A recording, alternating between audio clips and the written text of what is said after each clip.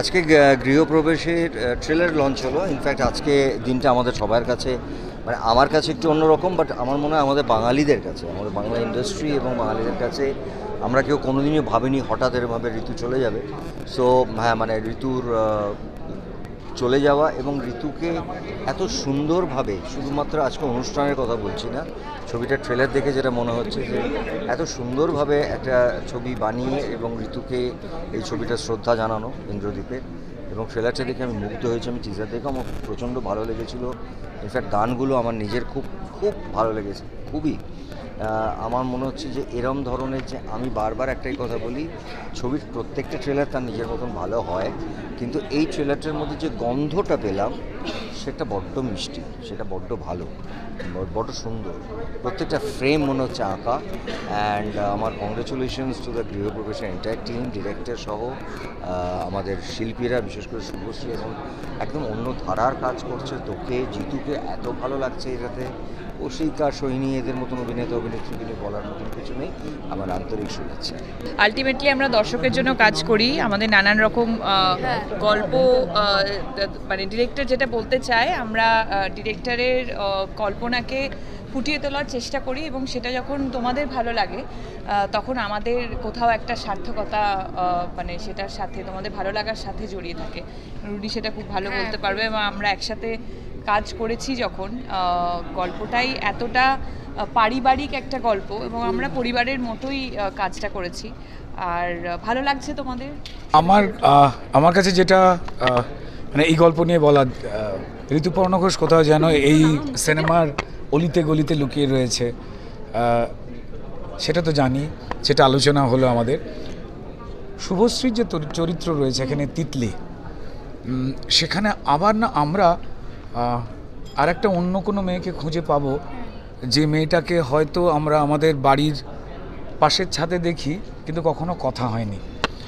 এই সিনেমার প্রত্যেকটা চরিত্রের মধ্যে কোথাও একটা ঋতুপর্ণ ঘোষের আদর ইন্দ্রদীপ দাশগুপ্তের হাত দিয়ে তিনি না লিখিয়ে নিয়েছেন, ফুটিয়ে তুলেছেন। সেখানে কৌশিক গাঙ্গুলির মতো এত বড় একজন পরিচালক এবং অভিনেতা, তার সঙ্গে সোহিনী সেনগুপ্ত তিনি রয়েছেন। আমি একটা চরিত্রে কাজ করেছি, বা স্নেহা রয়েছে। বাড়ির যেমন পিলার লাগে, আমার মনে হয় যে সেই বাড়ির পিলারগুলো আমরা তার মধ্যে দিয়ে আমরা তিতলি বলে শুভশ্রীকে ছেড়ে দিয়েছি আর ফেলে দিয়েছি আমাদের জিতুর সামনে। অনেকগুলো মানুষের ওই ছাদের তলায় বাড়ি। খারাপ এক্সপিরিয়েন্স তো মানুষের সঙ্গে ওই অর্থে আমার কি হয়, ক্রিয়েটিভলি হয়। প্রফেশনালি আমি খুব সেগুলোকে নিয়ে ভাবি এমন নয়, কিন্তু খুবই ভালো এক্সপিরিয়েন্স। একটা জায়গায় আমরা নিজেরাই শুনলাম, আমাদের শ্রদ্ধেয় বুম্বাদা যখন ঋতুদার সঙ্গে কাজ করেছেন, তার সঙ্গে প্রত্যেক দিন ঝগড়া হতো, যেখানে ঐশ্বর্য ম্যাম বলেছেন যে how do you walk with each other. তো ঝগড়া হওয়াটা তো ন্যাচারাল, সেটা কাজের জন্য, সেটা কখনো পার্সোনালি কখনোই কিছু হতো না।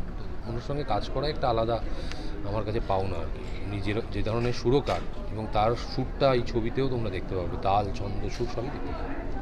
আবার এখন আমরা মানে যখন কনভারসেশন হচ্ছিল, মিডিয়া কনভারসেশন হচ্ছিল যখন, তখন বলা হলো যে ছবিটা ঋতুপর্ণ ঘোষকে ট্রিবিউট দাও না, রাদার ছবিটার মধ্যে ঋতুপর্ণ ঘোষ রয়ে গেছেন।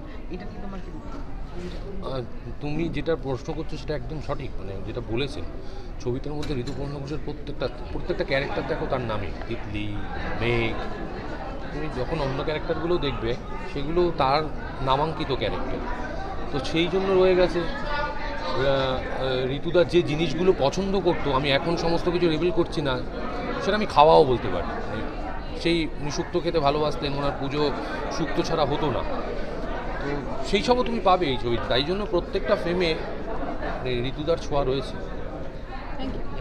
আমরা ছোটোবেলা থেকে ঋতুপর্ণ ঘোষের ছবি দেখে বড় হয়েছি। কোনোভাবেই কোনো দিন আলাপ করা বা কাজ তো অনেক দূরস্থ, সেই সৌভাগ্য হবেও না, হয়ে ওঠেও নি।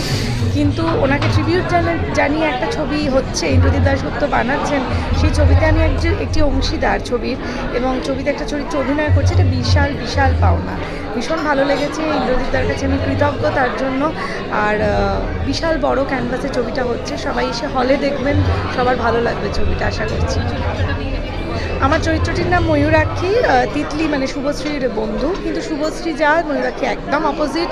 তিতলি ময়ূরাক্ষী ভীষণ এক্সট্রোভার্ট, অনেক ভীষণ ওপিনিয়নেটেড, কাটা কাটা করে কথা বলে, সব কিছু গোলমুখের ওপর বলে দেয়। কিন্তু তা সত্ত্বেও তিতলির সঙ্গে ওর একটা অদ্ভুত মানে ভীষণ ভালো মিল, এবং তিতলির যে কোনো ডিসিশনকে, যে কোনো কিছুকে সেটাকে ময়ূরাক্ষী খুব রেসপেক্ট করে। ওর মনের মতো না হলেও, ওর মতের সাথে না মিললেও ময়ূরাক্ষী খুব রেসপেক্ট করে। সেই রেসপেক্টটা তিতলির প্রতি ময়ূরাক্ষীর রয়েছে। এটা আমার ভালো লেগেছে চরিত্রটা করে, খুব